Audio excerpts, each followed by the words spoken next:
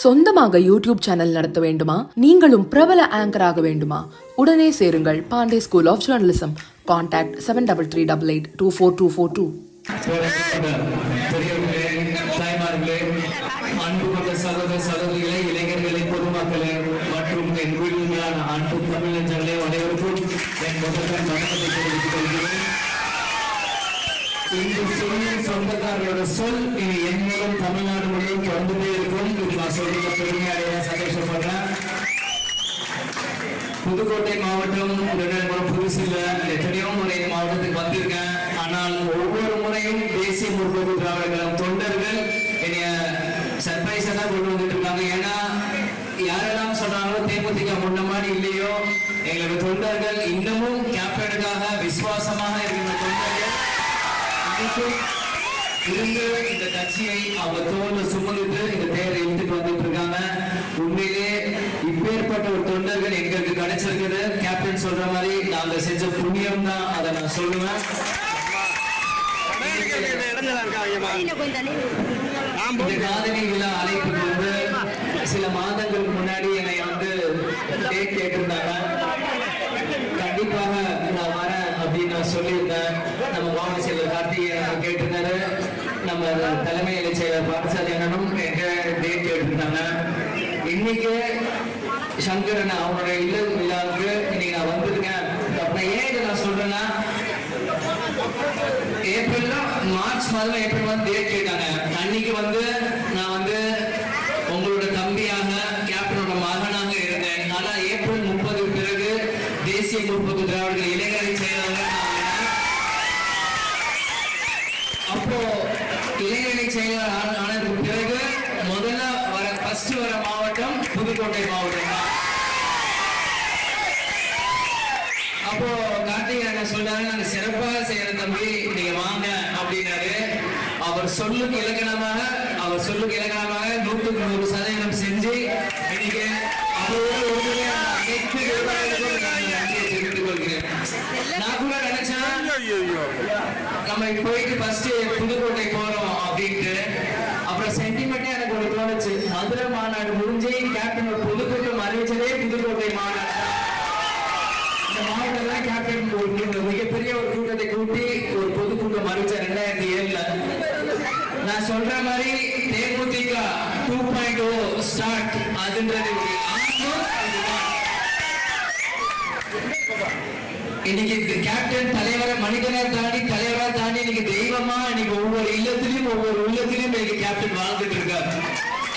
இன்னைக்கு கேப்டன் செய்யாதது சொல்லாத எதுவுமே இந்த நாட்டு மக்களுக்காக அவரோட பணிகளை சிறக்க வைக்க இன்னைக்கு அவரோட மகனாக இன்னைக்கு நான் உங்க முன்னாடி இந்த விஜயபிரகாரம் நான் வந்து நிக்கிறேன்.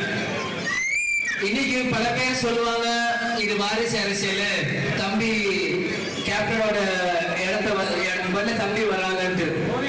நான் எல்லாருக்கும் சொல்லிக்கிறேன், தேசிய முற்போக்கு திராவிடர்கள் ஒரு பொற்கால காலத்துல விஜயபிரகாரம் அரசியல் மேடைக்குள்ள நான் ஏறல.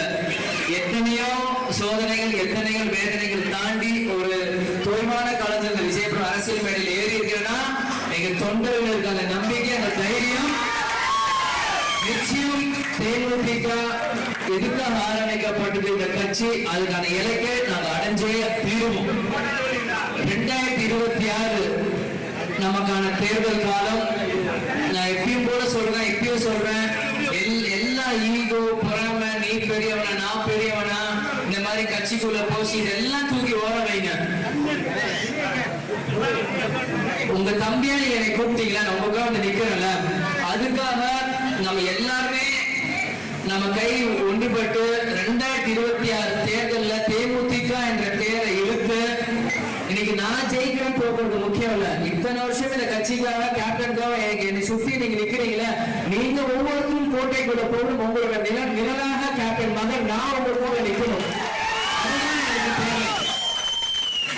ஏன் சொல்றேன், விஜயகாந்த் மகன் என்பது மிகப்பெரிய பொறுப்பு, அதுவே மிகப்பெரிய பதவி. இன்னைக்கு நான் யார் அப்படின்னு 1000 இடம் இருக்கு, 1000 வழி இருக்கு நான் காமிக்க. ஆனா கேப்டனுக்காக நீங்க இருக்கீங்க சொல்லுவார். இன்னைக்கு வழிநடுக்க பேனர் இருக்கு, கேப்டன் சொல்லுவார், அது பேனர்ல தொண்டரோட உயிர் என்பார். அந்த பேனர் பின்னாடி கட்டுற கையிலேயே தொண்டரோட நிறம் என்பார். எங்க அப்பா அந்த மாதிரி ஒவ்வொன்றும் சொல்ற வெறும் கை தட்டுறதோ விசில் அடிக்கிறதுக்கோ இல்ல, அவரோட மகன் தான்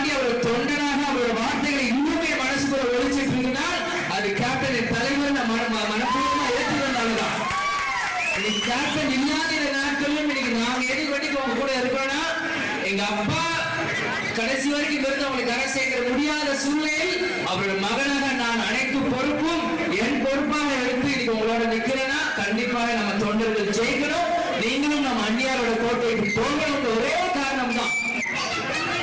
இன்னைக்கு அதிமுக, திமுக, பாஜக எத்தனையோ கட்சிகள் இருக்கு. இன்னைக்கு கேப்டன் நல்லவர், கேப்டன் தெய்வம். இன்னைக்கும் கேப்டன் ஆலயத்துல தினந்தோறும் குறைஞ்சது 3000 5000 பேர் டெய்லி அன்னதானம் நடக்குது. இன்னைக்கு இது சேவையாக கேப்டன் இன்னைக்கு செஞ்சுட்டு தான் இருக்கிறார் 40 வருஷமா. இன்னைக்கு கேப்டன் இல்லாத தருணம் எங்க அம்மாவும் சரி, உங்க அண்ணியாரும் சரி, நாங்களும் சரி, இன்னைக்கும் கேப்டனோட ஆசைகளை நாங்க பூர்த்தி செஞ்சுட்டு இருக்கோம். ஆனா சில விஷயங்கள் வெறும் பொதுவெளியில் இல்லாமல் அரசியல் என்பது அந்த சட்டசபை பாராளுமன்றத்துக்குள்ள போய் மக்களுக்கான தேவையை பேசினாதான் மக்களுக்கான வேலைகள் நடக்கும். நாங்க இத்தனை வருஷம் இன்னும் 100 வருஷம் ஆனாலும் மக்கள் நீங்க தூக்கி போட்டாலும் செலுத்த அடிச்ச 10 மணி திரும்பியும் நம்ம மக்களுக்கு முன்னாடி வந்து நிக்க தெரியும் எங்களுக்கு. ஏன்னா கேப்டன் எங்களுக்கு அப்படித்தான் கற்றுக் கொடுத்திருக்கிறார்.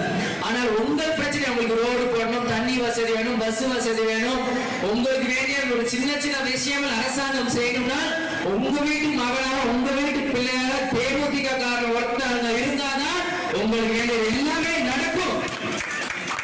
நீங்க சிந்திக்கணும். இன்னைக்கு கேப்டன் சொன்ன கொள்கை தான் இன்னைக்கு அனைத்து மாநிலத்திலும் வீட்டுக்கு வீடு ரேஷன் பொருள் சொன்ன ஒரே தலைவர் கேப்டன் தான். இன்னைக்கு நீங்க ஸ்விக்கியா இருக்கணும், அமேசான்ல நீங்க ஆர்டர் போன பொருட்கள் எதுவானாலும் உங்க வீட்டு தேடி வருது, கிராமப்புறம் யாராக இருந்தாலும். ஆனா 25 வருஷம் முன்னாடியே கேப்டன் சொன்னார் இந்த மாதிரி ஒரு திட்டம். ஆனா அன்னைக்கு யாருக்கும் புரியல. ஆனா இன்னைக்கு எல்லாருமே கேப்டன் இல்ல, இருந்திருந்தார் அவர் தான் முதல்வர், இருந்தா அவர் தான் முதல்வர் எல்லாரும் பேசியிருக்கீங்க. இல்லாதப்ப விட்டுட்டு இருக்கிறப்ப விட்டுட்டு இல்லாதப்ப தேடிட்டு இருக்கீங்க. யாரும் ஃபீல் பண்ணாதீங்க, யாரும் அப்படி குற்ற உணர்ச்சிகளும் யாருக்கும் வேணாம். அவர் ஆரம்பிச்ச கட்சி, அவரை சுத்தி இருக்க இன்னைக்கு இந்த சிவப்பு மஞ்சள் துண்டு போடுற ஒவ்வொருத்தருமே கேப்டன் தான். இன்னைக்கு இங்க இருக்கிறவங்க எல்லாரும் கோட்டைக்கு போனா கேப்டன் மக்களுக்கு என்ன செய்வாரோ அதுதான் செய்வான். ஆனா மக்கள் அதை நீங்கள் புரிஞ்சுக்கணும். என்னை சுத்தி இன்னைக்கு இவ்வளவு பெண்கள் நீங்க எப்பவுமே பேசுறத கவனிக்கிறீங்க. இன்னைக்கு தமிழ்நாட்டில் இருக்க ஒரே ஒரு பெண் தலைவர் யாருன்னா திருமதி பிரேமலதா விஜயகாந்த் மட்டும்தான், வேற யாரும் இல்ல. எம்எல்ஏ இருக்கலாம், எம்பி, கவுன்சிலர் அது வேற. ஆனா ஒரு கட்சியை இன்னைக்கு சுமந்துட்டு இன்னைக்கு ஆரம்பிச்சிருக்காங்கன்னா திருமதி பிரேமலதா விஜயகாந்த் மட்டும்தான்.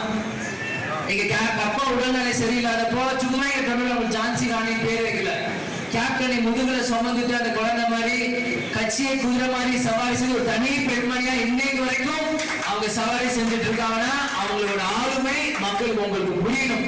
பெண்களாக நீங்கள் அனைவருமே தேமுதிகவும் திருமதி பிரேமலதா விஜயகாந்த் ஆதரவு கொடுக்கணும்.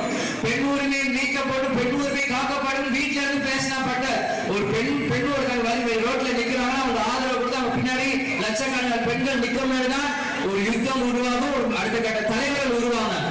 அதனால என்ன விஜய் வந்தாரு பேசினாரு போனார் மட்டும் யாரும் நினைக்காதீங்க. கேப்டன் சின்ன வயசுல இருந்து மக்கள் பிரச்சனையை சொல்லி கொடுத்திருக்காரு. என்னைக்கு புதுக்கோட்டை மாவட்டம் எந்த பிரச்சனைனாலும் சென்னையில இருந்து 1 மணி நேரம் பிளைட் பிரிச்சு அங்க இருந்து 1/2 மணி நேரம் புதுக்கோட்டை வந்து நான் சேர்ந்துருவேன். மக்களுக்கு எதிராலும் என்னைக்கும் கேப்டன் வழிதான். நீங்க சும்மா கை தட்டுறது விசிலடியோடு நான் சொல்ல, துளசி கூட வாசம் மாறும், ஆனா தவசி கூட அதனால் மக்களாக நீங்கள் கொஞ்சம் சிந்திக்கணும். இன்னைக்கு ஏன்னா எல்லா கட்சியிலும் அடுத்த கட்ட தலைவர்கள் உருவாகிட்டு இருக்காங்க. ஏன் விஜயபிரபர் தேமுதிக நம்ம வாக்களிக்கணும் அப்படின்னா நான் இது மாதிரி பேசிட்டு இருக்கேன். கேப்டன் இவ்வளவு எல்லாம் மக்களுக்கு செஞ்சிருக்காரு. இன்னைக்கு விஜயகாந்த் மகன் விஜயபிரபரை நிக்கிறேன்னா மக்களாக நீங்கள் ஆதரவு கொடுக்கணும். கேட்பது என் உரிமை, கொடுப்பது உங்கள் கடமை. திரும்பிய சொல்றேன், கேட்பது என் உரிமை, கொடுப்பது உங்க கடமை. ஏன்னா கேப்டன் எங்க